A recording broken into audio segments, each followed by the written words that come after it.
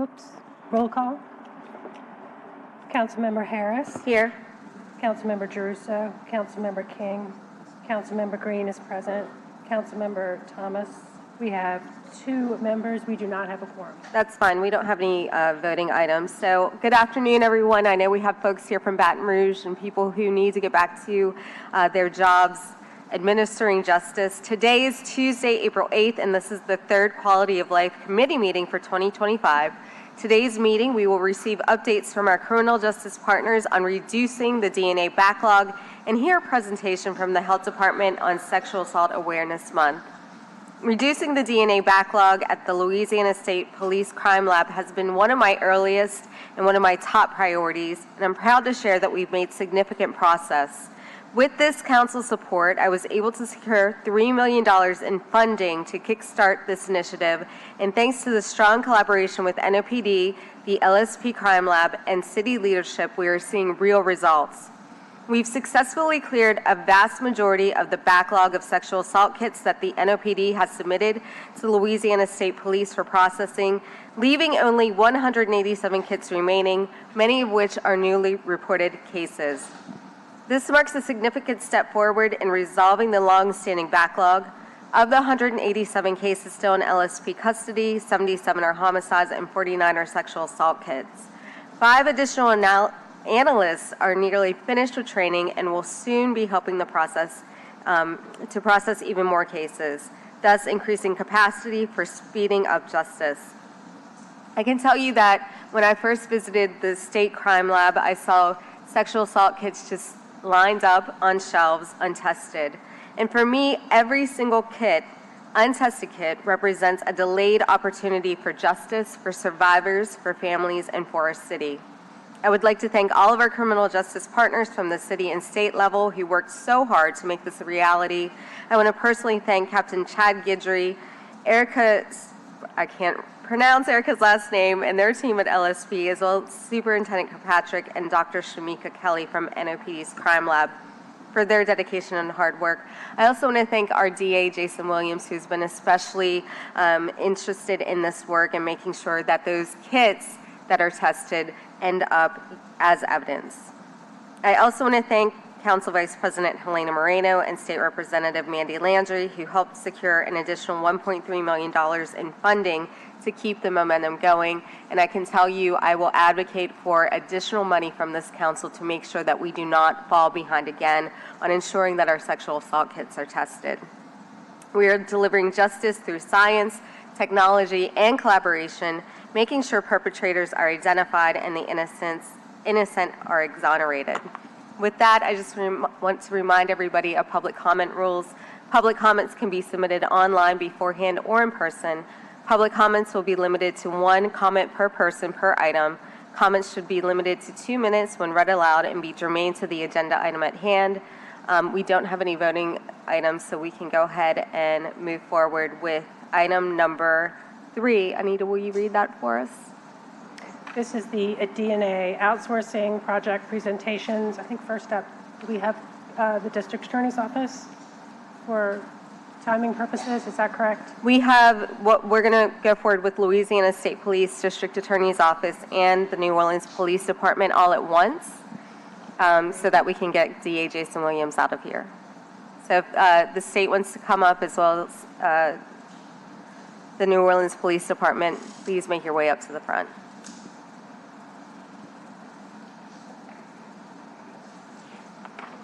Madam Chair, as the members who are presenting come up, may I make a brief statement? Sure. Sure. I just want to commend them as they come forward, because it's an example of why we are able to reduce our crime rate in our city of New Orleans, because of the collaboration. So when I see representatives of NOPD, the DA's office, and the state police coming together, I'm just always inclined to present in advance or following my appreciation to you all for working together as you do. It makes a tremendous difference in our city. Our citizens are not only feeling safer, but are safer because of the collaborations that take place. I'll comment on it afterwards, but as you sit down, I just wanted to say thank you all in advance for working together. That's a good look sitting at the table. I appreciate it. Thank you, Councilmember. It might make sense for Louisiana State Police to present first, and then DA Williams, if you have time. Okay, let's go that order. And introduce yourself to everyone who's here. Yes, ma'am. Lieutenant Scott Davis from the Louisiana State Police Crime Lab. And Rayleigh Simmons from the Louisiana State Police Crime Lab. And if y'all could just, our microphones are spotty, so if you could just pull them up to your mouths. Sure. Thank you. So in 2022, the Louisiana State Police Crime Lab faced a backlog of approximately 4,600 DNA cases. The New Orleans Police Department currently sends sexual assault kits to LSP or more than any other police department in the state. And there's a real need for efficient sexual assault victim case resolution, and that led to the initiative of a large-scale outsourcing project. And we would like to thank you all for securing the $3 million from City of New Orleans to support the outsourcing and logistics. And same as you've already said, but Representative Mandy Landry, she has been great throughout this process too as well for obtaining $1.3 million from the state of Louisiana for the same purpose. And it was essential in launching and sustaining the outsourcing initiative, which is going well from our perspective, and we continue to be partners with you all. For us, it's working quite well. We hope the same. So far, we've outsourced 1,014 cases.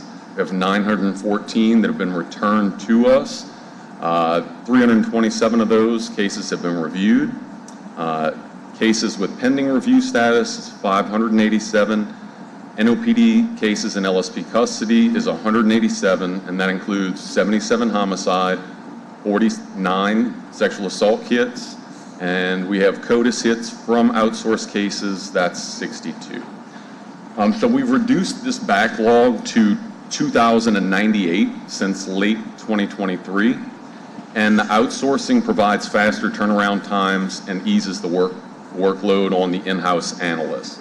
It makes it sustainable for our crime lab to continue its normal operations as well. Ongoing analyst training will bolster internal capacity moving forward. And then we have a link to this on the next slide, but Captain Chad Guidry wanted us to present it, and it's just a forward-facing dashboard that shows, the various metrics for sexual assault kits and their tracking. Thank you. DA Williams? Thank you, Madam Chair. Good afternoon to you and to Councilmember Green. I want to thank you for the opportunity to present on this issue today. DNA is vital to the work that we do in court every single day. I want to offer my sincere gratitude to you for your leadership on this issue and making this happen, and to this entire body. And I want to thank you, Councilmember Green, for always making sure that the collaboration between agencies is amplified, because it truly makes a difference when you look at the public safety numbers that this city's put up compared to any other city in this country. Our numbers are better than any other city, in spite of the size of the force, in spite of the pandemic, and it is wholly due to the collaboration that you're seeing municipally and statewide.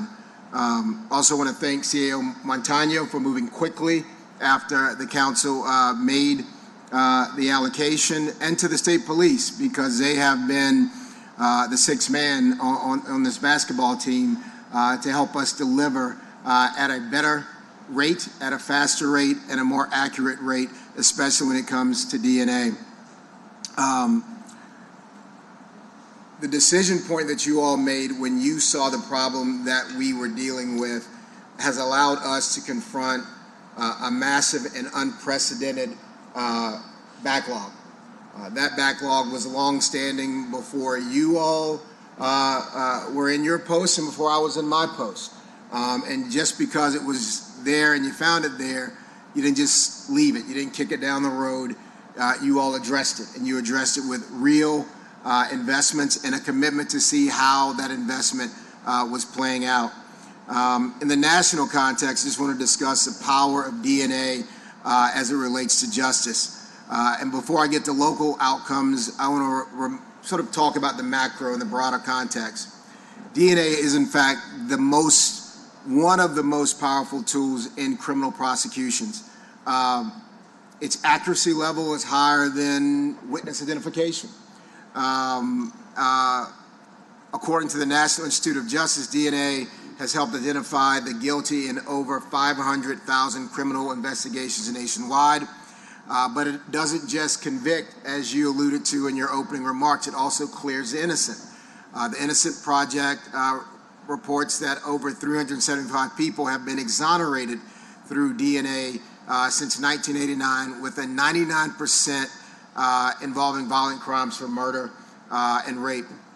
Untested DNA represents a serious missed opportunity. The FBI estimates that there are over 250,000 unsolved rape cases across the country that could potentially be solved with simple testing, simple DNA testing. The work of our Sexual Assault Kit Initiative, otherwise known as SAKI, has achieved remarkable results for survivors in recent cases and cold cases, and this is only possible through the resources that you all have devoted to testing. These are not numbers. When you look at the numbers of cases that aren't solved because DNA isn't tested, those are lost chances to hold dangerous offenders accountable and bring healing to victims and survivors. I want to thank you in advance for providing a space for our partners like the Health Department and the Family Justice Centers and others to represent on ongoing collaborative efforts to combat and respond to sexual assault. Sexual violence against women and children are greatly unreported, and they're greatly unreported because they typically are not solved. And it's a hard ask to ask someone to go through the extended trauma of fluorescent lights and having your body examined, standing on a piece of paper to treat your body like a crime scene, to go through all of that so that evidence can be collected, and then to have that evidence sit on a shelf. It is insult to injury. Specifically with regards to the local impact, what the outsourcing project has achieved. Thanks to this body's investment, the contract with DNA Labs International created a triage of a situation that was growing to a point that it would have been insurmountable had you all not addressed it when you had. Hundreds of previously untested forensic samples were processed, and there's simply not a way to look aspirationally at what we can achieve when we've got that backlog in front of us. And the emergency situation was successfully triaged with the help of our partners at the LSP. They jumped right in and they found solutions. Many of these cases were finally able to be brought to trial because that DNA evidence had been sitting on a shelf for quite some time. And I can't tell you what that means to survivors when every continuance, every court setback waiting on DNA is just another traumatic experience. Madam Chair, this committee, because of you all's efforts, helped turn survivor frustration into progress and served justice. Cases just could not go forward. No defense attorney is going to go to trial without the DNA being tested. And we certainly didn't want to subject a survivor to telling 12 people in a courtroom what they went through without having that testimony be backed up with the DNA evidence to support their testimony. I want to elaborate on some challenges that are still a part of this process so that we can make sure that we are fine-tuning as we go along. There are certain hidden costs that crop up, and I'm going to get into a little bit of the nuances of that. This was a triage situation, and triage, as we all know, is a rapid assessment in an emergency situation to figure out how to categorize aid to be delivered. In the medical world, these categories would be patients who are beyond help, injured who can be helped immediately with immediate transport, and injured persons whose transport can be delayed, and those with minor injuries who can wait to be transported. In a triage situation, if it's a battle, a limb might be cut off, or that limb might be able to be saved when there's not as many other emergencies. And so, thanks to the state police, thanks to this body, thanks to this investment, I believe we're in a position where we can move away from triage into national best practices moving forward. So let me just sort of lay out what we're faced with.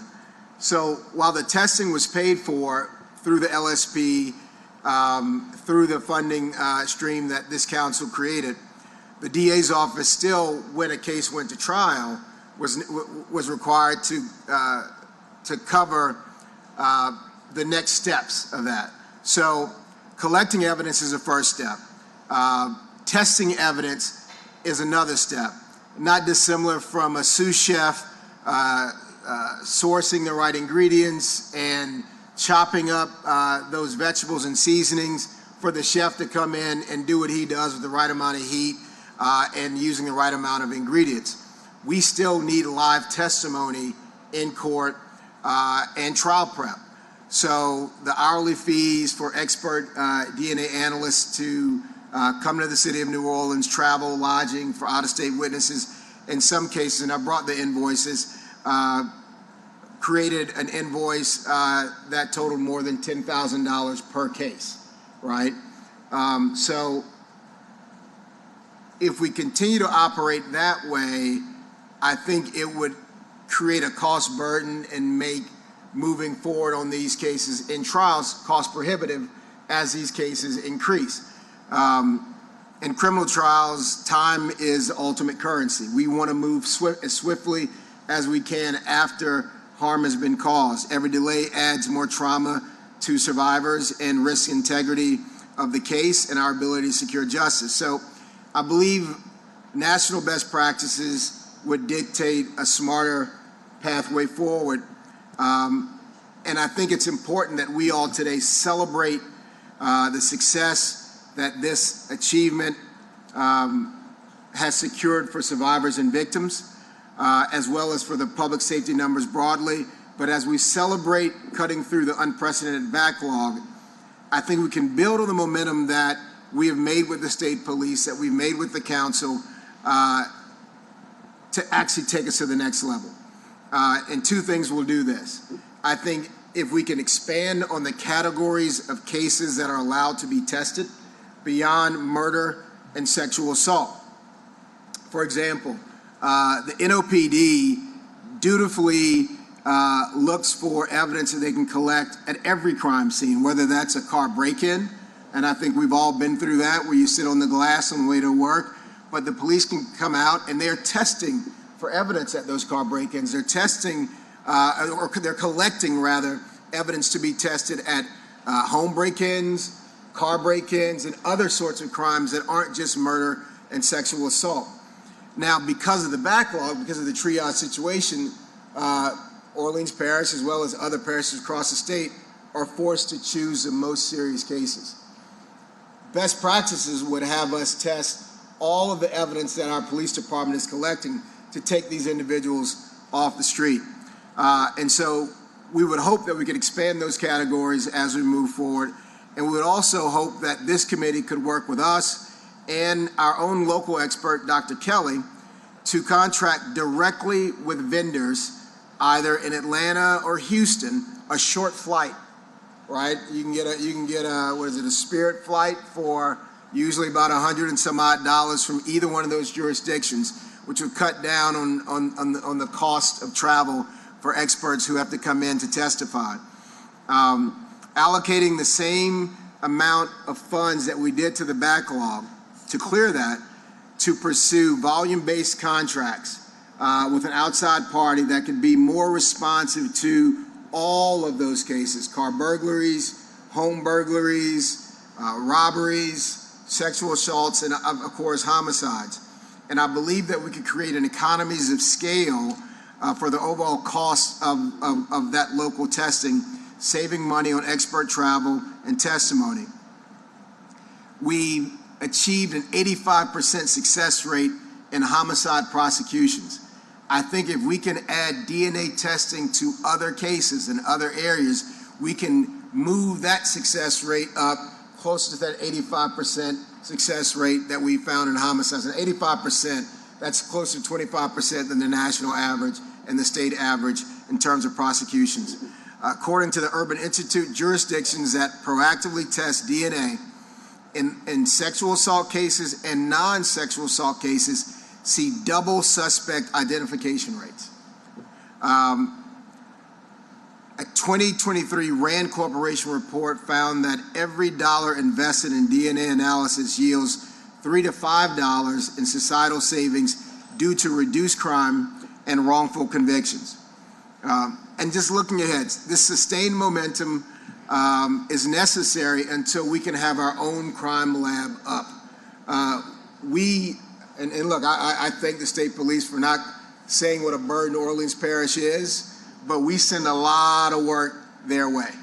And they're not just responsible for Orleans Parish test kits. They're trying to do this work for parishes across the state, and these other parishes have a backlog as well.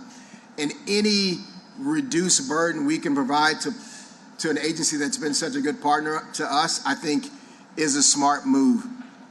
And I think in the interim, if we can work collaboratively with this council, with Dr. Kelly, to find an interim solution for our local problem, we can be nimble, we can be responsible to violent crime and all sorts of crimes. Car break-ins in Lakeview are connected to car break-ins in the lower Ninth Ward. And the only thing that's going to connect that for us, because we don't have eyewitnesses in those cases, would be DNA found on the glove box when people are looking for guns and money. In closing, I would just say to you, thank you for helping us clear this unprecedented DNA backlog. I was not convinced it was possible. Thank you to the state police for accepting that challenge and figuring out a way to help us while they help other parishes across the state. And with your continued support, I think that we can stay ahead of violent crime. We've reduced it. I think we can reduce it even more. It's not good enough to sit on the laurels of our success. I think we can all do better. I think we can build a modern, proactive, survivor-focused DNA strategy that puts New Orleans on the map nationally as a model for forensic justice. With autonomy, flexible resources, and continued partnerships and collaboration, we can and we will keep pushing justice forward faster and fairer. So thank you for your support. Thank you for leaning in on the toughest issues. And thank you to my partners at the table. Thank you. Thank you, Dave Williams. Is the NOPD here? Are you ready to go? I just need my presentation. Okay. Can we get this pulled up? You might have to play musical chairs.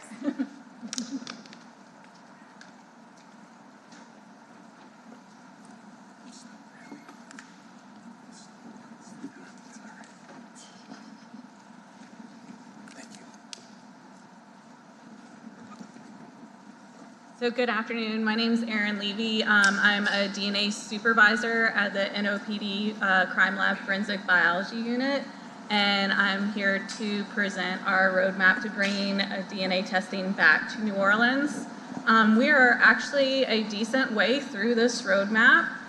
We started off by hiring a highly qualified and experienced staff. We have gotten through a good bit of our procurement process. This is ordering our equipment, reagents, and supplies needed for testing, although procurement will be ongoing throughout the life of the crime lab. We have been writing policies, which is our procedures for using these reagents and equipment. We are creating our training program in-house and determining what our case workflow is going to look like. So now that we have reagents and equipment in and we have policies that are being written, we have to validate all of these. So this involves research studies to determine accuracy and quality of the equipment and methods that we have used in-house before we use them on actual casework. After all this has been done, we are actively working on training all of our staff how to use all the equipment and reagents we have and what the policies mean and reagents and everything involved with the process. After training is complete, we'll work into accreditation. So this is basically ensuring that we provide the highest quality work and product to New Orleans. Our current goals, our analysts are currently in the lab right now training in serology. So serology is basically the precursor to DNA. It's determining if there are any body fluids present on an evidence item and giving us a guide on which samples to send forward to DNA. At the same time, we're applying for accreditation in serology. Our future goals is everything to do with the DNA process itself, from policy development, more procurement, performing validations on the DNA instruments, training our management and our analysts, and then applying with the different entities for accreditation. So I've talked a lot about training. Training is probably one of the biggest time-consuming parts of this process. It's a multi-step process involving our trainees observing experienced analysts working mock cases. And I say mock cases since we're not actually taking real-life cases right now. We have to create these cases in-house that mimic what a real case would look like.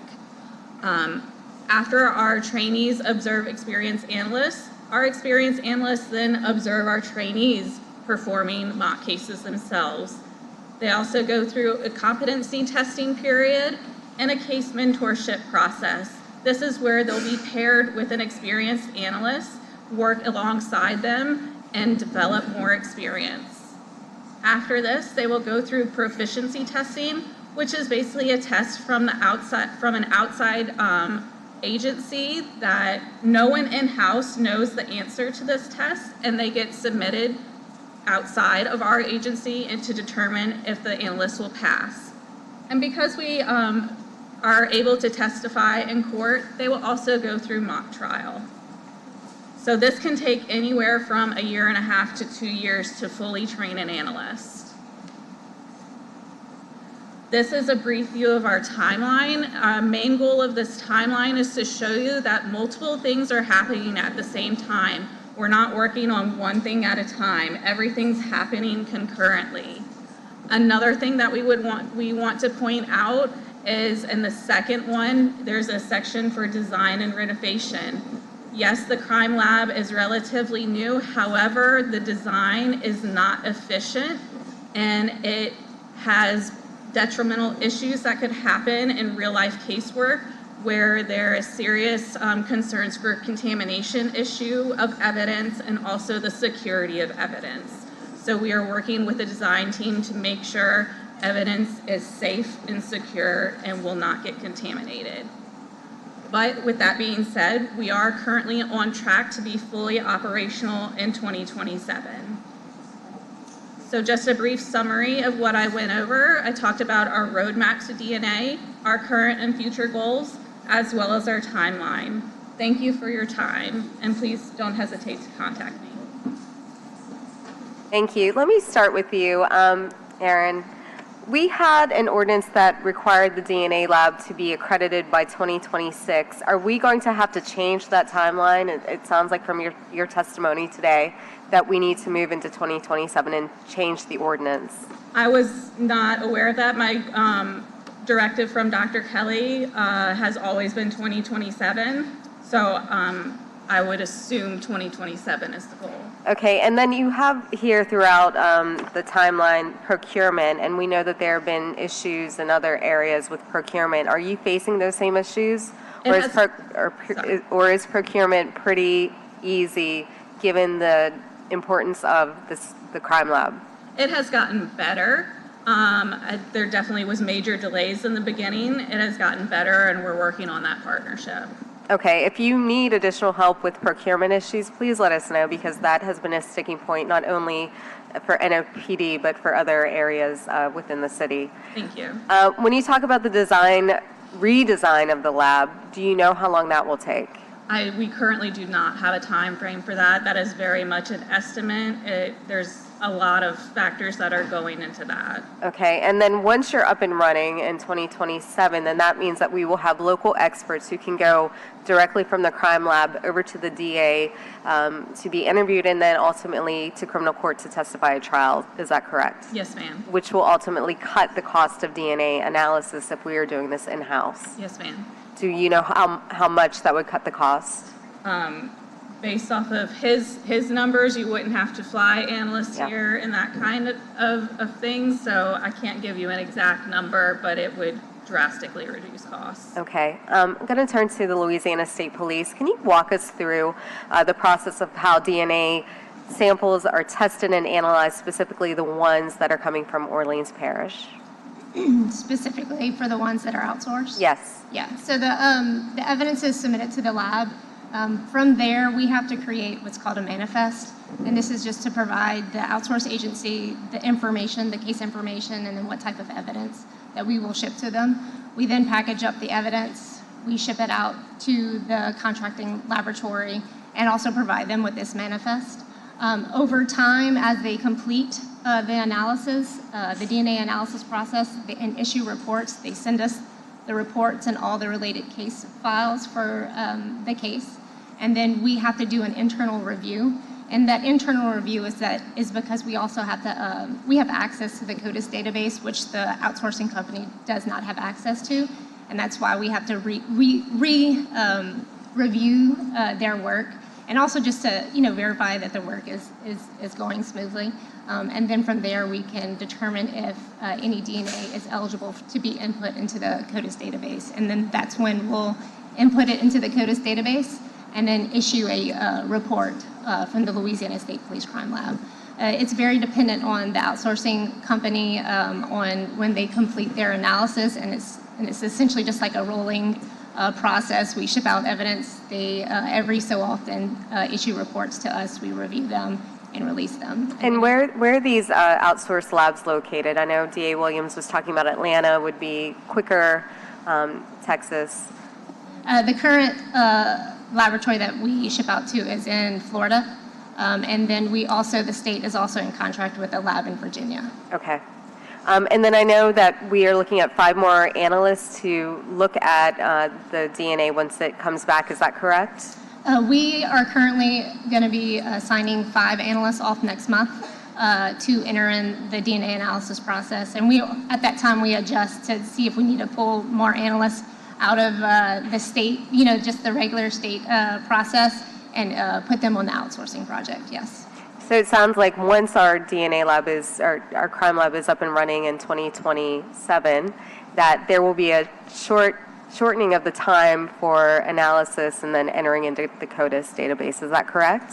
Correct. When you have the analysis in-house, that will definitely shorten the time where you're essentially shipping off. Right now, we're currently shipping off the evidence to an outsourced company and then have to evaluate all the results once we receive them back. So definitely will shorten that time for New Orleans.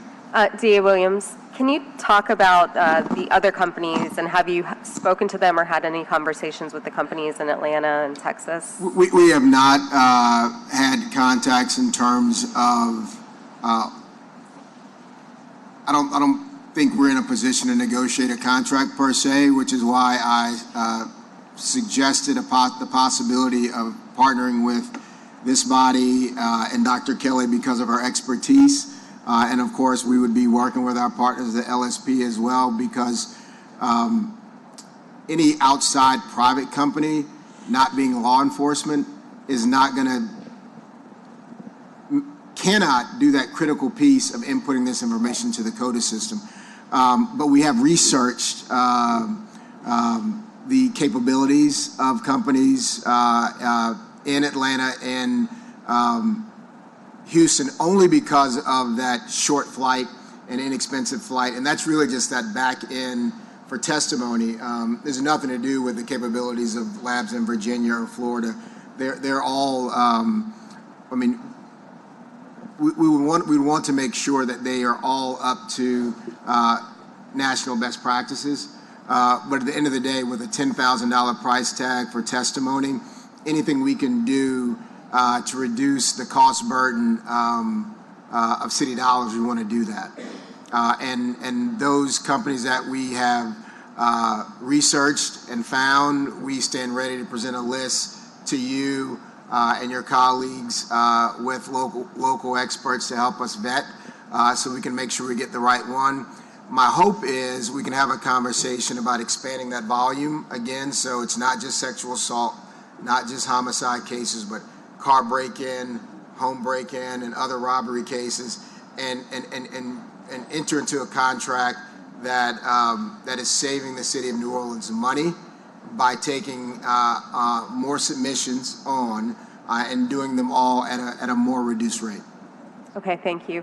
For our state crime lab partners, the current amounts of money, it's about $4.5 million that we've dedicated between the allocation from City Council and from the state to continue to triage and you know, taking the advice of the DA, but putting it aside for a second, to triage murder and sexual assault cases.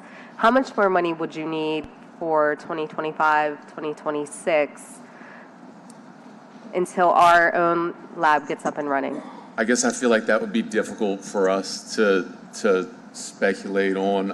I know we were looking at $1.3 million, I believe, but I don't know that we had factored in like the expansion on more crimes, Sure. and things like that. And I guess I'm asking, without that expansion of more crimes, I assume it's just crime dependent. It depends on how many murders we have, how many sexual assaults we have as well.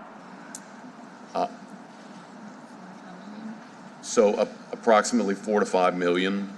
Okay, for 2020 Per year. per year. Okay, Well, probably a year and a half. okay, that could get you through a year and a half. Yeah. And get us into hopefully 2027 when our crime lab is up and running. Yes, ma'am. Yes. Okay. Councilmember Green. Madam Chair, I'd like to comment after the public comment. Well, right now we only have one public comment, Good. and that is from Mark Shetler. I saw a couple of you. Hey, I'm Mark Shetler. I'm the Executive Director of Shift Change. We're a nonprofit that does sexual violence prevention work for the service industry. Just a little rah-rah here for y'all. I wanted to register my strong support and deep appreciation for all that this council and the various speakers here today have done and continue to do on this issue. Especially appreciate the work of DA Williams' office. I actually served on his transition team in a capacity focused on reforms to the DA's office, to their approach to sexual violence and intimate partner violence. You never know if elected officials are actually going to follow through on their promises, but his office absolutely has. They picked up all of the reforms that came out of our work on the team.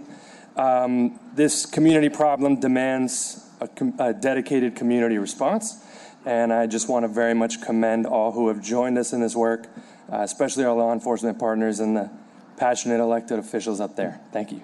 Okay. Thank you. Catherine Dickey.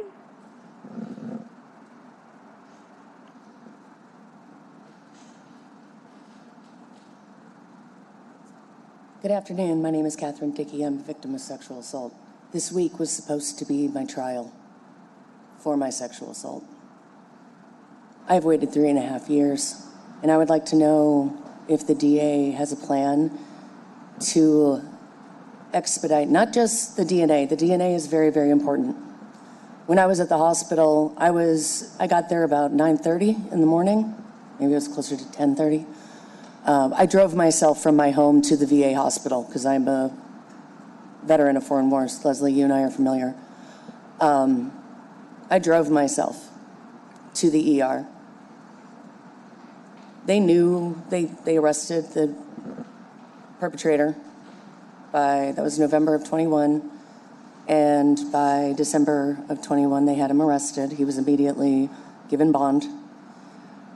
There has been a myriad of false steps and broken promises and elongated torture for myself. I want to know, what is the average rate of sexual assaults that are actually reported in Orleans Parish? I can tell you that when I got there, I was, at 10 o'clock in the morning, I was the sixth person. When I left, 8 hours later, there were 3 people waiting for rooms. There are only two nurses at UMC. UMC, University Medical Center, is the only place in Orleans Parish to be tested for any of this. I would like to know when we are going to have better accountability. And it's not just in the DNA. The DNA is a huge piece. But the stall and the continuances that happened for now years. And I still don't have a rescheduled court date. Thank you, Catherine. DA Williams, do you have any comment? She's absolutely right. Sexual assaults in this country and in the city are they're poorly investigated and they're poorly prosecuted. They have never, sexual assault against women and children has never been a priority. It is violent crime. It needs to be talked about broadly from top to bottom, every part of the system, from entry into the hospital to how the first responder responds, to what happens in my office, what happens in the hospital, what happens with the DNA. She is 100% correct, and it is going to be a group lift, and it's going to take us time, and commit to her and every other survivor in this community to do my part, to amplify the need of our own local lab so that we can move swiftly. Sexual assault is one of the most violent things that can happen to any human being, and the examination is another trauma. While a nurse and doctor comb over every inch of your body as a crime scene and collect everything they can, that's just another trauma. And every court date, whether it's arraignment, every person you have to talk to tell the story to is another trauma. So I completely meeting with Mario and members of the NOPD and my chief of SVU with our OSIT team to try to bring the use of social media and some other technologies to bear to help prove cases different ways. She's absolutely right. Yeah, thank you, DA Williams. And I will say that from our crime committee, criminal justice committee, I know that reported sexual assaults are down, but the solve rate is still dismal. And that does not even include college campus. Right. So we need to do better, and I know our next presenters will talk more about how we can do better.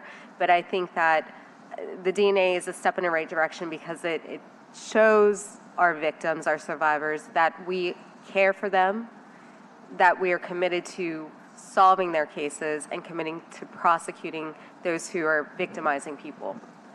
So that hopefully will cause a ripple effect so people actually come forward when they are victims of sexual assault. And the one thing about DNA and getting it quickly, oftentimes perpetrators will plead guilty when they know that their DNA has been found after the test, which can prevent survivors from having to be traumatized by coming back to court to testify. Yep. And that singular conviction on one case could be dealing with a repeat offender and solve other cases with that one singular conviction, because it is a type of crime that is predatory, that offenders tend to reoffend. Thank you. We have 2 more cards. Skip Gallagher, followed by Louis Ambo.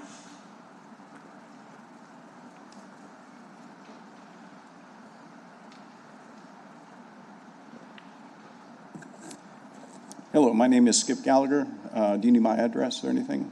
You need to say your address and whether or not you're a paid actor. Very good.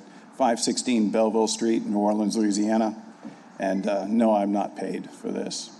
So one of my concerns that I wanted to address, and thank you up front, by the way, you were very important in putting forward that money to make something happen.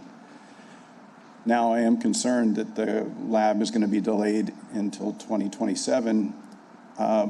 As you may know, I've done multiple public records requests, and I found more than 100,000 DNA samples that are parked in central evidence, and that was more than a year ago. What are we going to do about those samples? Are they simply parked into infinity? Will we actually make some effort to address them? And I do understand it's incredibly expensive to send these to private labs. I think we're paying about $3,500 to $3,600 per sample. That's just for testing on a positive sample. And it worries me that we are missing criminals who are repeat offenders, and we have the evidence, but we've not processed it. And this has gone on for, as you know, years. Is there any thought on this? I haven't heard it addressed at this point. And then I had one other point.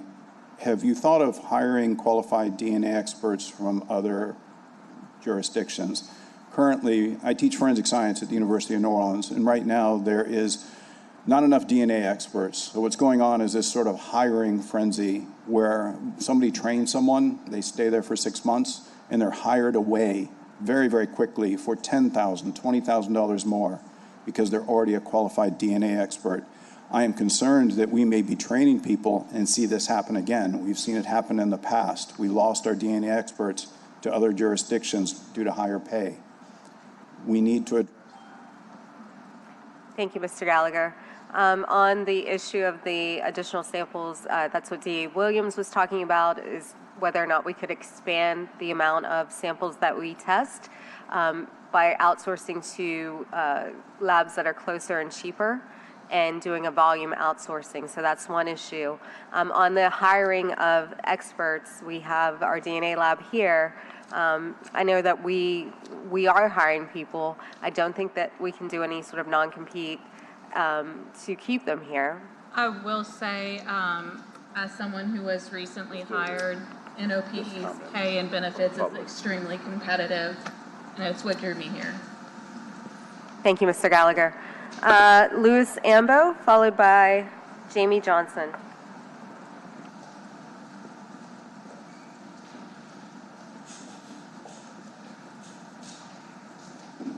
Good afternoon, Louis Ambo, 2927 Powell Hutton. No, I'm not a paid actor. I'm actually a violent offender. I came here today really to just sit in on this topic. After hearing the numbers, I felt I needed to say something. I've been free since 2010. I'm a veteran. So hearing that lady speak about, something that affects a veteran, it moves me. I believe that this work keeps me free. No, I'm not committing any more crimes. I'm trying to stay free. Thank you. Jamie Johnson?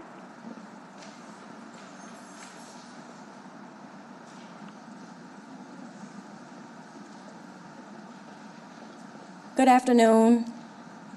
Sorry. Okay, my name is Jamie Johnston, and I come before you all today as a protective mother during Sexual Assault Awareness Month to speak truth to power and to demand justice for my 5-year-old son, Drew.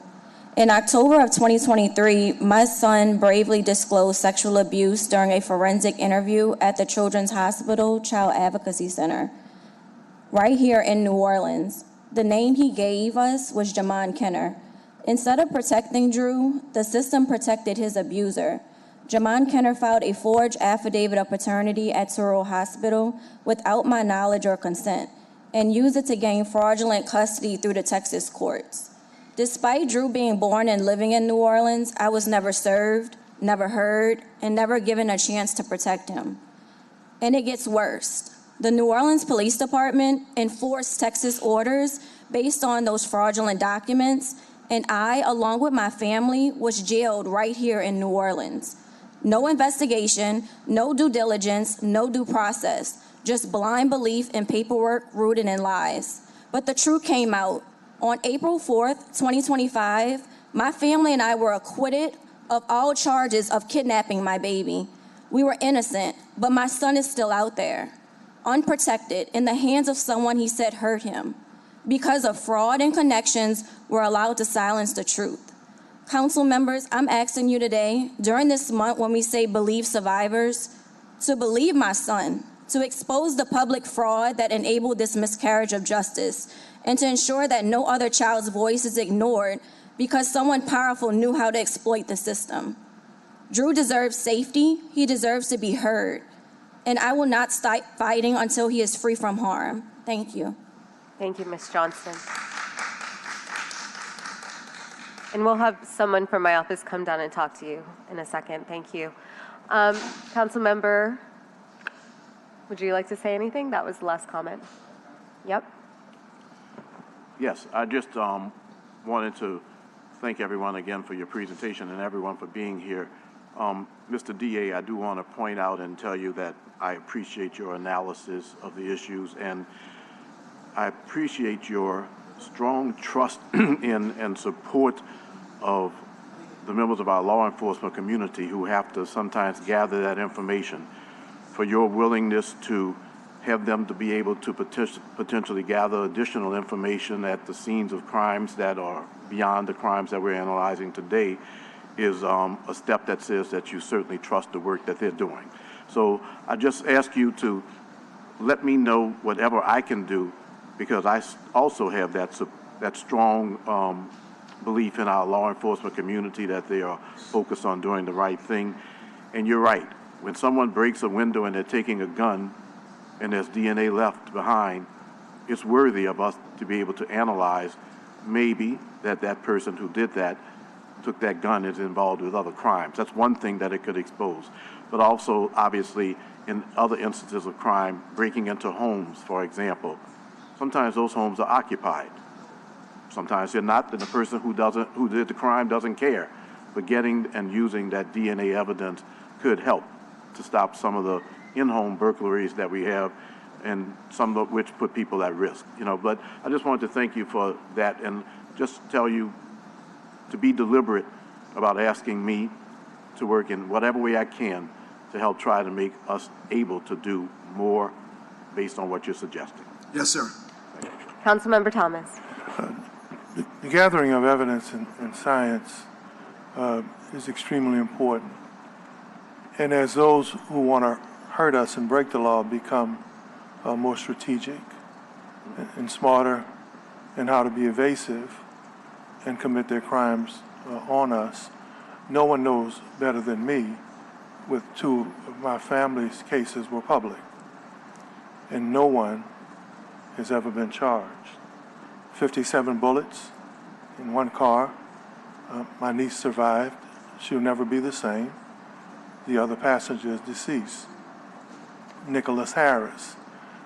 His life to us will never be in vain.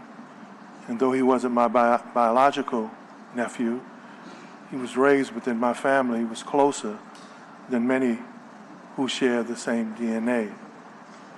Killed point blank. Hours passed. The scene was cleaned up, I understand, allegedly. And our family still mourns his loss because there's no closure. A life gone, one person maimed and debilitated, another person lost. So family gatherings, and I'm supposed to be someone in charge who can help and help with answers. But how do you tell loved ones that there are no answers? The system hasn't gotten any answers.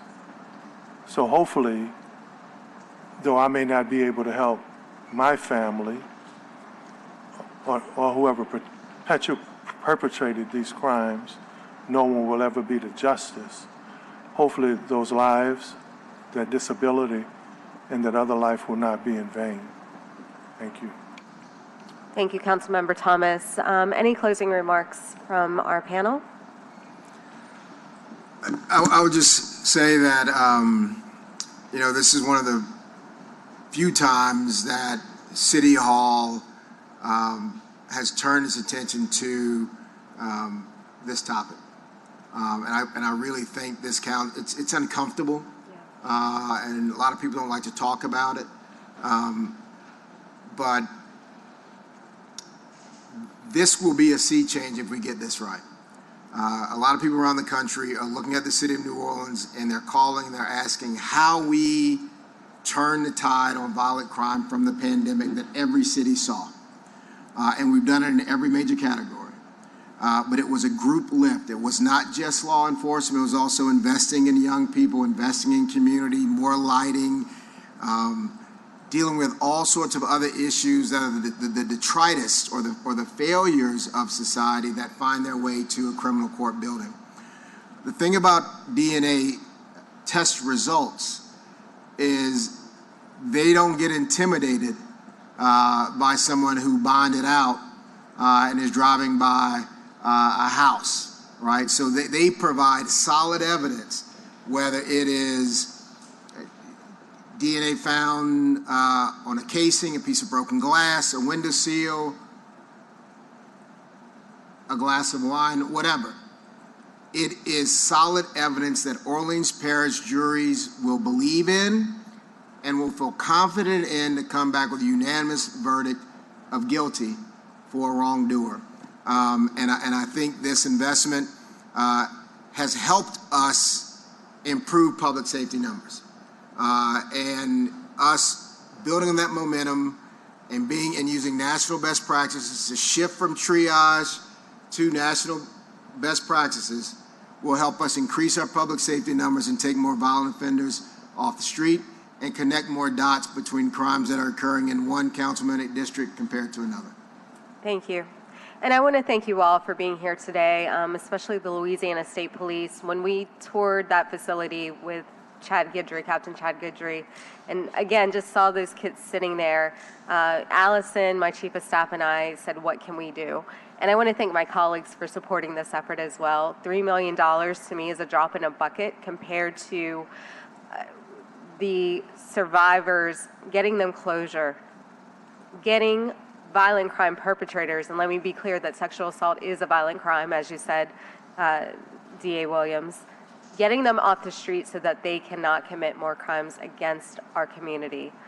So again, I just want to thank you all personally. I look forward to getting our DNA lab up and running, and we need to circle up on how we can maybe facilitate additional crime lab efforts and testing as we go forward in our efforts. So thank you all for appearing here today. I know you have other things to do, so go do them. Thank you so much. Thank you. Anita, while we have a quorum, why don't we go ahead to number 2? Yes, please. Let's do the approval of the minutes for the January 29th and the February 24th meetings. I'll move. Second. Councilmember Green seconds. All in favor? Aye. Thank you so much. That passes. And can you read number 4 for us? Sure. This is the Sexual Assault Awareness Month presentation from Dr. Jordan Pedalino, Sexual Assault Project Specialist for the New Orleans Health Department, Jocelyn Pinkerton, Domestic Violence and Sexual Assault Program Manager for the Health Department. Thank you.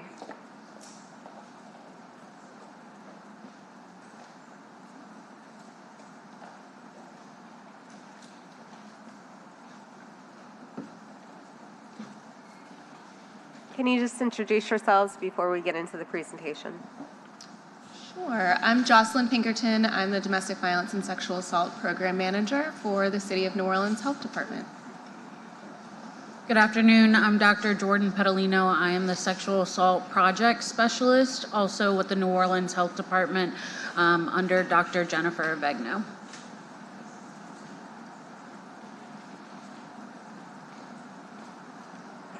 I think we're pulling your presentation up.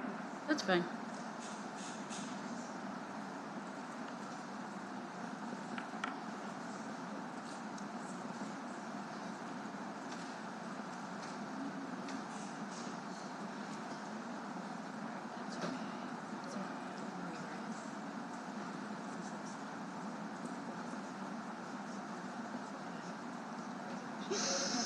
Thank you. Again, good afternoon. I want to thank you all for having us here to acknowledge this issue, to talk about Sexual Assault Awareness Month, and to talk about what the city's currently doing. I do not want to move forward without just extending my heart with Miss Jamie and Miss Catherine, who went before I. I do this work for this reason, and I will continue to work and shout from the rooftops, as many of my colleagues will do the same, for survivors and for the people of our community. So I just want to say, if you're still in the room or if you watch this later, I believe you, I hear you, and we are doing the best that we can to make this city a better place. So with that, I want to just recognize all of my partners behind me.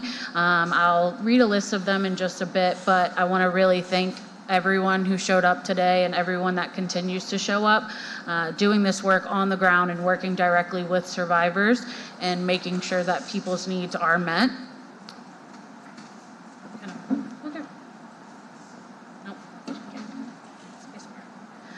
Okay, so we're here for Sexual Assault Awareness Month, and I'm happy and I'm very proud to introduce Crescent City Courage. This is the city's first ever citywide unified sexual assault committee crew. We've been meeting since around November. What we've seen in previous Sexual Assault Awareness Months in April in the city is quite a few different events happening, lots of things happening at the same time, different agencies not collaborating together on these events, and it becomes really confusing for folks in the city to know where, what, who to support, and how to be of service during April. And so this year we decided to come together as a group of agencies and really try to work together to get this collaboration and the cohesion between all of us. And so I do want to read off each of these participating agencies. Other folks have participated in events, but these are in particular the agencies that have really worked with Crescent City Courage. We've been meeting weekly for over 2 months now. And so also, if you're behind me and you'd like to just wave to the council or do a little woot woot, I would love that. So we've had Via Link, the district attorney's office, that is both the Special Victims Unit and the Saki unit that have been involved, the Children's Advocacy Center, Southeast Louisiana Legal Services, the New Orleans Family Justice Center, Women with a Vision, Eden Centers for Hope, Sexual Trauma Awareness and Response, University Medical Center, Covenant House, Beyond Harm, the Promise of Justice Initiative, the New Orleans Police Department, the Orleans Parish Sheriff's Office, Southern University of New Orleans, and as well, we've also had the Office of Criminal Justice Coordination and the Louisiana Foundation Against Sexual Assault. Apologies, those did not make it to the slide. But like many of communities across the country, we're experiencing a reduction in available federal grant funding for victim services. These changes are part of a much larger, broad shift in federal funding and their priorities. In February this year, we saw that OVW removed all their grant openings and allocations from their website, with no word thus far on when those will return. We've also seen in the last year over $630 million cut from VOCA funding. And with the RPE, Rape Prevention Education funding, we have seen over $22 million in reduction of that funding. What we're talking about with RPE funding is the funding that can send us into schools, the funding that can help us prevent sexual assault before it occurs. And there is fear of complete elimination of some of this funding. So as a result, some of our local agencies, those behind me and not present today, are facing major resource gaps. There's a fear that capacity will not be able to be met and that underserved communities in particular will go unseen. We're working to adapt and identify different forms of funding. There are other states, for example, New York, just allocated an executive budget of $20 million to replace some of that federal funding. So there are victim assistance programs out there, and we, along the health department, along with everyone behind me, we are trying to identify some of those other funding sources because we don't know what's going to happen just yet. This is our calendar of events. This is one of the more lighthearted things we're getting to do. We're planning lots of events. We have merchandise. We're doing a Teal Tuesday. We would love if folks would want to participate in that. We also have a Denim Day on the 30th. The Office of Criminal Justice Coordination had a Start by Believing Day last Wednesday here in City Hall on the first floor. That is a place where folks can pledge to be there and to support survivors and believe them. Today we got to be here with you all at City Council. Again, gratitude for that. We do have a Know Your Rights workshop coming up where we're going to have different attorneys as well as Lieutenant Sheila Celios with the Special Victims Division presenting on different survivor rights, as well as a movie screening, a yoga session, and then a fashion show later this month. So we are very, very excited as Crescent City Courage to be able to be here, presenting to you all, participating. We'd love your participation. And the idea of Crescent City Courage is that we will be around much, much longer than just April. We'd like to stick around and continue to raise awareness throughout the year, not just in April. In the following slides, I'm gonna say the word sexual violence. This is a much broader term. We are trying to expand our language more so today than ever. We want sexual violence to be a term to encompass sexual assault, but also to encompass the other harmful acts that can occur to survivors. So what we're talking about there is sexual exploitation, harassment in the workplace or outside of the workplace, but also to include the physical, sexual assault, rape, molestation. And this is a very big issue. We've heard prior to us coming up here that everyone is affected. No one is immune from being affected by sexual violence. And we'd like to come up with ways to prevent sexual assault and to make the city a healthier, safer place. Because what we do know is that sexual violence is a public health issue. So we are housed under the New Orleans Health Department, and we have an Office of Violence Prevention that we fall under. We have the Sexual Assault and Domestic Violence Program, and then the Sexual Violence Program or Sexual Assault Program falls under that. And what we know, these are just our general United States stats. As you can see, there is no one exempt from these, and this is without going deeper into our transient and underserved populations. We're looking at more than 1 in 3 women and nearly 1 in 4 men who have experienced sexual violence that is involving physical contact. So that is not including sexual harassment or other harmful acts that may not include physical contact. Our children are being affected. We just heard from someone, 1 in 9 girls and 1 in 20 boys under the age of 18 are experiencing sexual abuse or assault.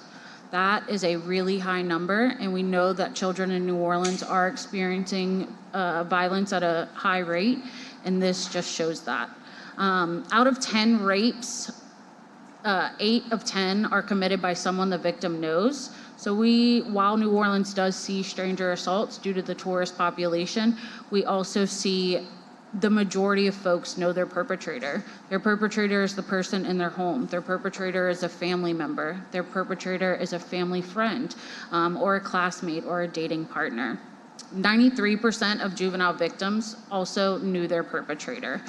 Sexual violence, as we know, can have psychological, emotional, physical effects, and many, many others on survivors, which is why at the health department we take it very seriously as a public health issue. More of a local way of looking at things. So this line shows a rolling average of sexual assault reports in New Orleans. We show this rather than just raw month-to-month numbers. That way it doesn't jump around as much. And we can see if we're consistently rising or falling or staying level over time, it does give us a more clear view of overall trends. What I want to say about this is that we know, and it was mentioned before, that anywhere from 20 to 30% of sexual assaults are reported to law enforcement, and that's it. So we want to see this number grow. contradictory to belief or fears of watching this number grow. We want to see it grow. It needs to grow. We need to know that more people are reaching out to law enforcement, that more people are feeling like they will be heard and listened to. There's a few dips and jumps within this. What we know is that not once in a very long time have we seen under one case reported per day on average. We have consistently maintained higher than that, and I have a few numbers here for you. While these numbers reflect a high community need, we know that these numbers could be much larger. And these are not all the agencies that we work directly with, but these are some of the ones that we wanted to mention. University Medical Center consulted on 419 cases in the year of 2024. The Family Justice Center served 255 clients. This is sexual assault. The New Orleans Sexual Trauma Awareness and Response Office, the one here in New Orleans, served 337 clients. And the New Orleans Police Department saw 681 reports to Sex Crimes Special Victims Division. So we know that support is necessary to maintain this capacity. Also, if we see these numbers grow, we don't want to have to turn people away. We don't want the underserved populations to not be served. And so at the health department, we have created, or it was created, my position around a little over 2 years ago. And since then, we have been building coordination, awareness, capacity, momentum. And we're not just building systems, rather we're making them more accessible for folks there. So we're using the resources that are there and attempting to build those to a greater level. At the health department, we coordinate the sexual assault response team case review. There, I do want to shout out our partners at NOPD, Lieutenant Celios and her crew in the Sex Crimes Division, Special Victims Unit, and SACI, University Medical Center. We all get together once a month for 2 hours and go over different sexual assault cases to try to increase just collaboration and making sure that survivors' needs are met. We also coordinate the Sexual Violence Advisory Response Committee. That was started right after the consent decree was put into place. And on somewhat of a larger scale, we look at what's going on in the city of New Orleans and what are the things that we can propose as change or as needs on a larger scale. We also coordinate the Greater New Orleans Sexual Assault Domestic Violence Campus Meeting. We meet every other month, and that is with the Title IX coordinators and other officials within universities and campuses around New Orleans. And then probably our biggest meeting is the Sexual Assault and Domestic Violence Action Coalition. We meet on the third Friday of every month, and that is an open community meeting, mostly for folks that are working with survivors in any capacity. We usually have a small training in the beginning, and then it is about the best place to do networking in the city for sexual assault and domestic violence work. This year, we were able, in the last year, 2024, we were able to successfully get into educating and training with the New Orleans Police Department. We are attending every in-service training in 2025 with platoon officers and supervisors to talk about sexual violence and the way that they can respond. We've also trained 911 dispatch and are continuing to do that on a regular basis, as well as EMS.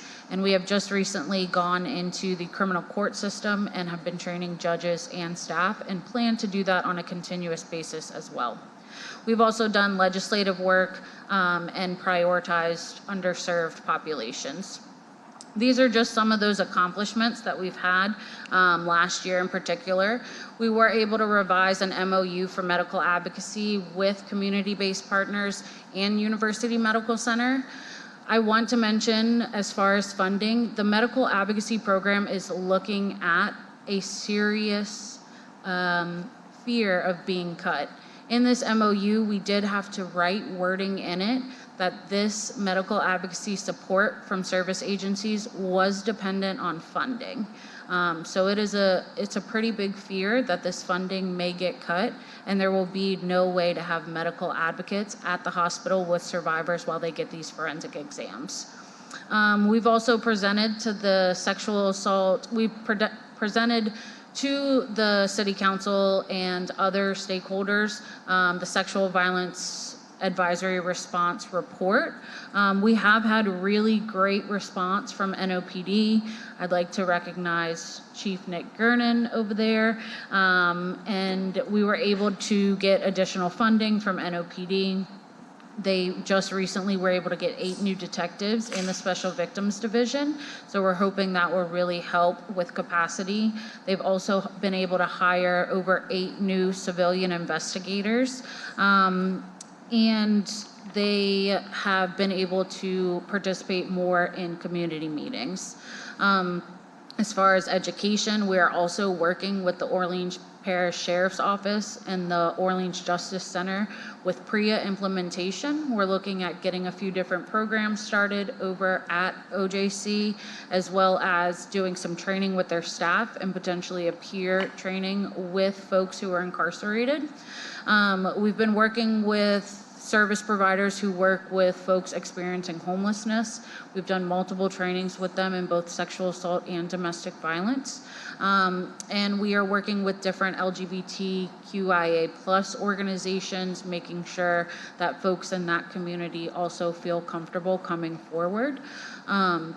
As far as advocacy goes, we did work with 2 House bills last year.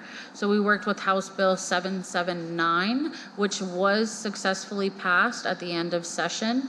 That standardized language regarding crimes against children, particularly around human trafficking. We also coordinated and testified on House Bill 189, which successfully passed as well, and it allows civilian investigators to attend, be present, and conduct forensic interviews for an ability for NOPD detectives to be able to work on other things while those interviews are taking place. So we know that the work is far from over, but New Orleans does have the structure. I believe it has the partnerships and it has the momentum to lead. I'm not sure that those things are at full capacity just yet, but I do think that we have the ability to get there with the proper support. With that support, we can deepen our impact and we can make sure that no survivor falls through the cracks.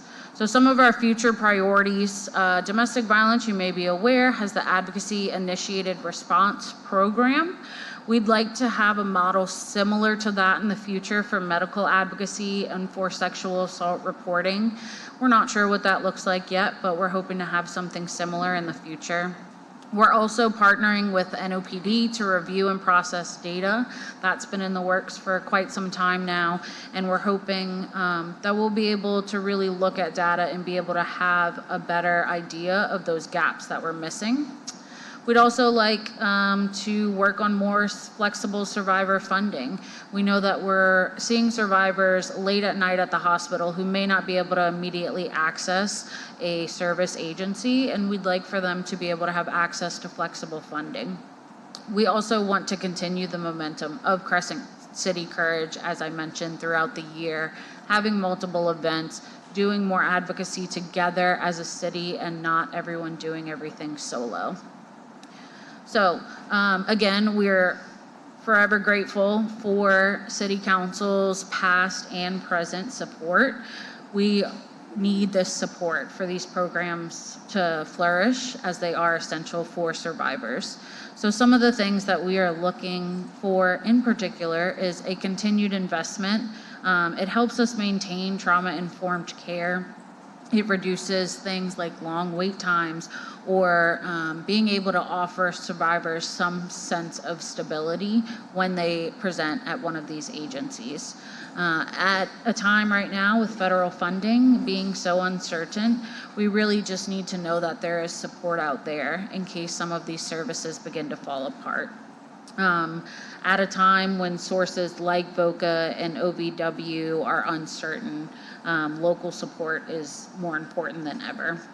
Our ability to serve improves dramatically when we have access to timely and accurate coordinated data. While we are already working with NOPD with the data, we are asking for support in building that infrastructure, supporting staffing, and building the capacity for the need to look at this data and figure out what our gaps are. This can help us evaluate outcomes and guide the data-informed policy and funding decisions that we need to make in the future. We know that not all survivors are equally able to access services, unfortunately, especially those in the BIPOC, LGBT, QIA+, immigrant, disabled, and low-income communities. We need that flexible funding, which allows us to meet survivors where they're at.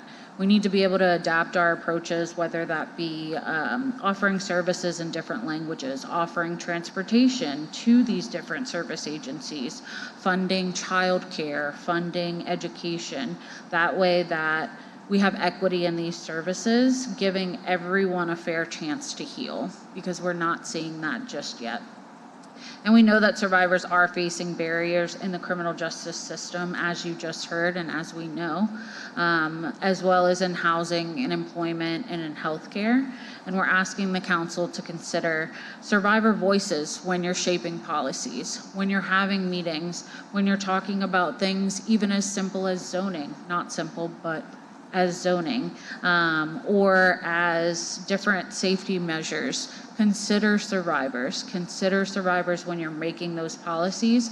And our office, myself included, are always happy to consult during those decisions, making sure that survivors are a continuous thought with the council and with the city. We have had difficulty getting access to New Orleans schools. We, as well as many of our partner agencies, want to be in New Orleans schools. We know that if we can get in from an early start, prevention education has a huge impact on our city. By supporting age-appropriate education and prevention, like consent, boundaries, we can prevent sexual violence before it even begins. So we are ready to partner with schools. We're ready to go to youth serving organizations and bring evidence-based curriculum and training to those places. Many people still don't know what to say when someone is sexually assaulted. It is still a fear for folks to figure out how to be able to talk about that. We offer free community training, whether for your staff, your neighborhood organizations, or even youth programs. An invitation from you goes a long way. It says a lot, and it says that there is support and participation amongst those in our city. And finally, public support from elected officials and leaders of the community. It can reduce stigma, it can increase reporting, and it sends a powerful message that survivors are not alone. When people know that people are listening, they feel heard. And simple acts such as issuing a SAM proclamation, showing up at events, wearing teal on Teal Tuesdays, or sharing posts that we make, it makes a big impact. So we ask that you stand with us, not just in April for Sexual Assault Awareness Month, but for all year round. I do want to put this up for a moment. This is Resources for Survivors. We have a website within the New Orleans Health Department website that has a direct link for resources for survivors of both domestic violence and sexual assault. Anyone can visit that just by going to the health department's website, hitting the Office of Violence Prevention link, and that will be within there. And at this time, I just want to, again, extend my gratitude for allowing us to be here and talk about this. And at any point, we're happy to take any questions or consult at any time. Thank you, Dr. Petalino. Councilmember Thomas. First of all, thank you. When you mentioned the schools, in the school, part of mentoring programs, especially what we focus on, kids are also sponsor an after-school program. But several years ago, the conversation around relationships amongst kids and the volatility, not in high school or college, but in middle school, how kids were being very aggressive and physical to each other if there were disagreements and if there were disputes. But we still, that was several years ago.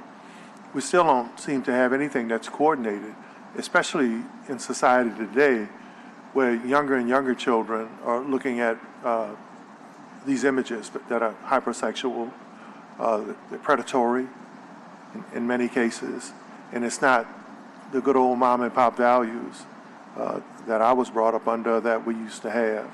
I don't know how that's a good thing, but it is what it is, and it's where we are.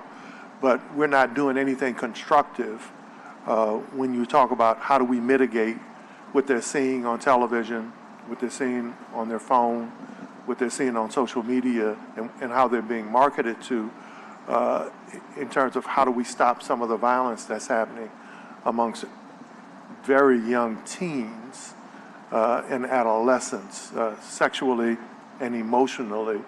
What has been the, how would I say, the roadblock in terms of getting something, doing something more constructive with the schools, because they're experiencing it.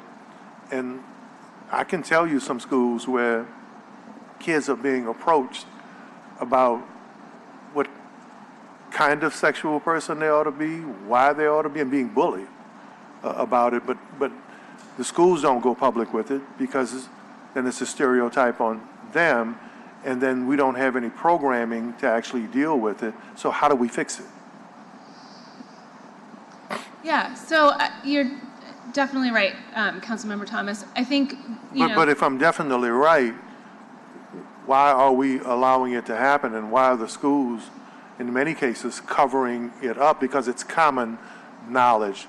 I know prominent schools where young men and women are being jammed in the restroom and told what they ought to be and how they ought to be. That's a fact. So I think two things here. First thing is that, having, as Jordan mentioned, having conversations about sexual violence, how to respond to survivors, how to intervene in a situation like that is something that I think we need to normalize a lot more. And so that's part of the reason why we're happy to be talking today. When it comes to prevention work in schools, that's absolutely something that we would love to do more of. A lot of the funds that fund those programs, so the CDC funds for rape prevention education, those were cut at the beginning of the year. Our Office of Violence Against Women Fund provides funding for our prevention program, but like we mentioned, those grant opportunities are not published right now. So there's very minimal funding for prevention programming, and the funding that we do have is really, we're worried that it's on the chopping block. So the other thing is that, the decentralized nature of our schools means that we have to go to each individual school and try to engage with each individual school around this. And I think that a lot of times schools may be reticent because of resources or time or reluctance to acknowledge that this might be an issue that they're facing in their program. So having, we have some mandates around requirements for particular dating violence education in schools, but it's very difficult to track that or enforce it. And then on top of that, trying to engage schools in providing something that they might be reluctant to do based on time or capacity. So I think one thing, like I said, getting familiar with talking about this issue, coordinated funds for funding prevention in schools is a real gap for us. And then also really engaging with our partners. We have, some of our partners do go into schools and do education programs for kids, but it's really piecemeal, and it's really based on whether the schools will let us in or not. So having a more sort of unified effort, I think, is also something that we are working towards, but we need the support. And what I just want to add is, if you're in schools, let them know, talk to them, ask them to reach out to us, tell me to reach out to them. I'd be happy to work through that with folks. Again, I do want to say too, I think Jocelyn touched on it and you said it, there is a stereotype, unfortunately. There is this fear to say these things are happening in our school. And so the more we normalize it, the more we talk about it, the more we say, hey, we know this is happening in your school because it's happening in all schools, we may be able to get a better reception from folks. Okay, so I can, actually, school leaders, I can send them you guys away or ask them to reach out to connect with you guys. Yep. Yeah, absolutely. Thank you. Councilmember Green? All right, well, I just have a couple questions. I saw on your slide the reported cases in 2024, which are over one a day, right? Do we know what the percentage of underreporting is based on the reported cases? So we don't have numbers in particular to New Orleans. That's one of the things that we're trying to figure out with data, with NOPD, with the DA's office. These conversations are happening. We know that nationwide, anywhere from 20 to 30% of cases are being reported. So I would imagine it's somewhere around the same in New Orleans, potentially a little higher, just because we do know we have some numbers that are a little bit higher, but I couldn't say with certainty. Right, so if you extrapolate that, then we're at a very high number here of underreporting.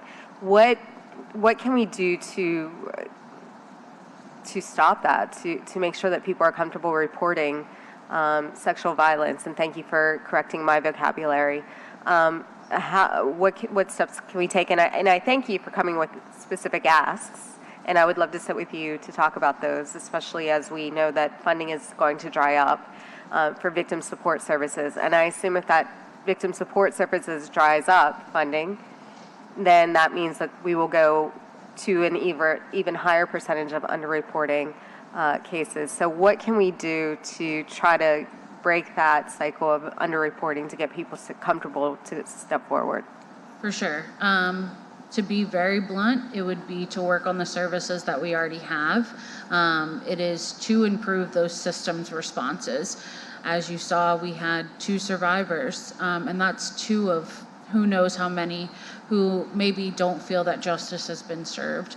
It is a common thing that we see, and it is part of my job to coordinate the response of sexual assault response in the city. And so I do believe in being in direct service. Prior to this, being in the work for 10 years in New Orleans, I have seen change. I have seen progress, and I think we just have to continue on that route. But we can't do that without certain things being met. For instance, our detectives are overworked. The consent decree came out at some point and said 26 cases per year per detective. Last year, they were all looking at over 90 per detective. So without being able to staff, without being able to have that dedicated time to survivors, we may not see that for a while until things start to change. You talked specifically about medical advocacy programming, looking at cuts, and I think that's so very important that you have a medical advocate there when you're reporting a sexual assault. Do you know how much cuts we can anticipate and how much you might need for just the medical advocacy part of the programming? I'm going to throw that to Jocelyn. I don't know that there is a direct number that we know just yet.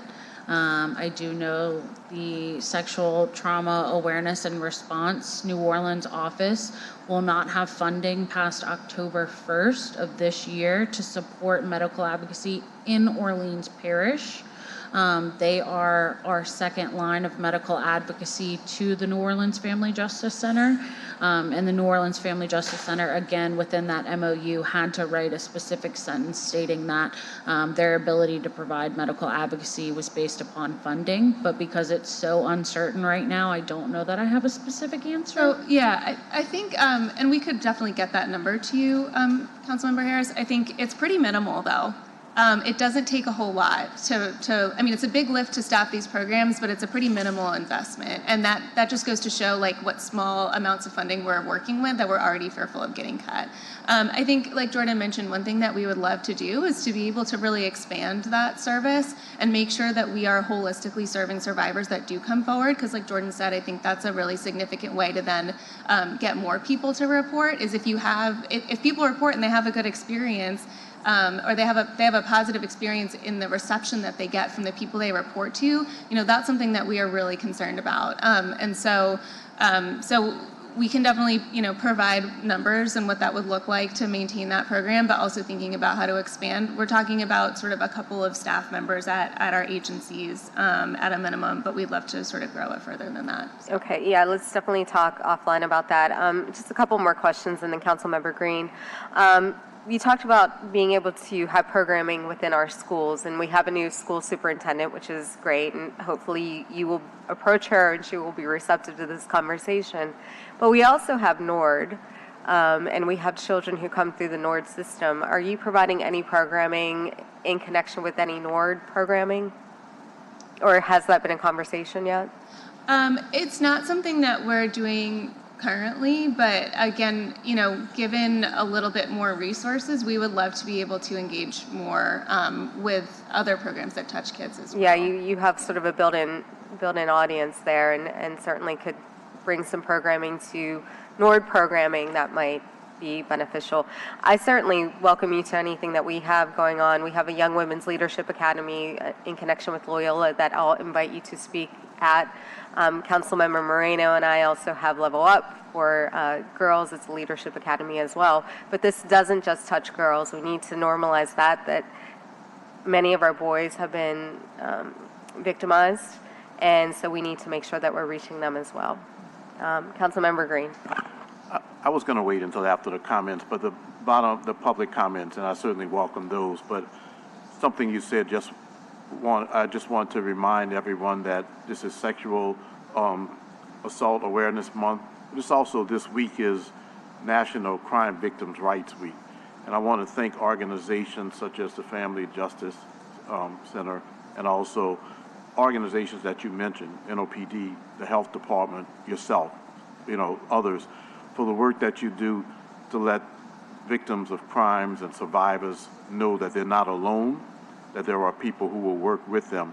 And whereas I can't solve the issue of people not feeling comfortable calling in, I just want to let them know that this hearing today's rally that's taking place starting in Armstrong Park, if anybody wishes to come, you're welcome. It's at 6 o'clock. There'll be a walk through the French Quarter. The victims and survivors support organizations are going to be here at the council on Thursday. But I just want to emphasize to anybody who's watching that as tragic as it seems and as traumatic as it can be, there are organizations and people who want to help.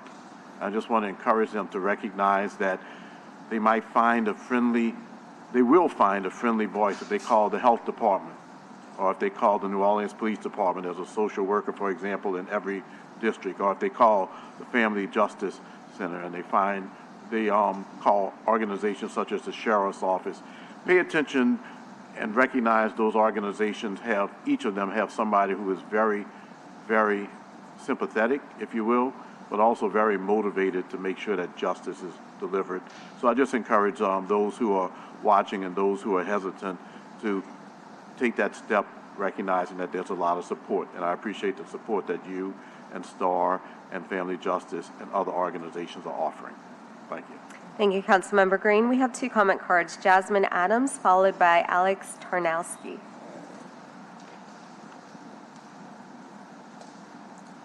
I'm short, y'all. Hi, my name is Jasmine Adams. I serve as the Campus Sexual Assault Project Coordinator for the Louisiana Foundation Against Sexual Assault. First, I want to thank Jordan and the New Orleans Health Department for their initiatives surrounding sexual assault in the city. But as the Sexual Assault Project Coordinator for La Fossa, I serve every campus and college in technical college throughout the state, right? I wanted to kind of address the question Councilman OT had about getting into the schools.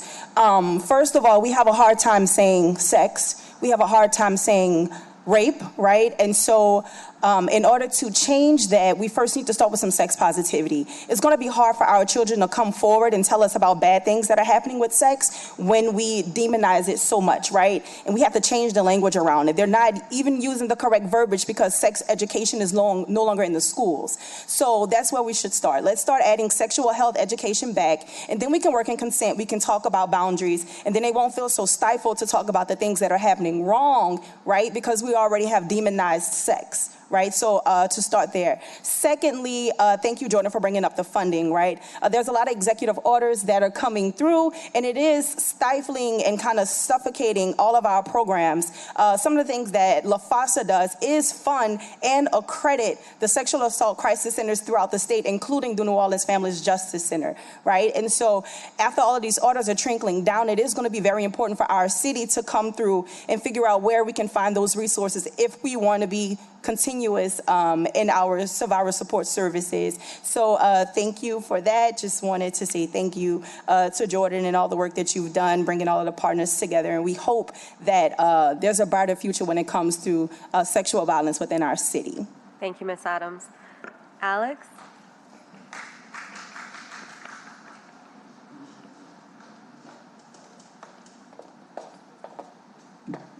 I'm also short.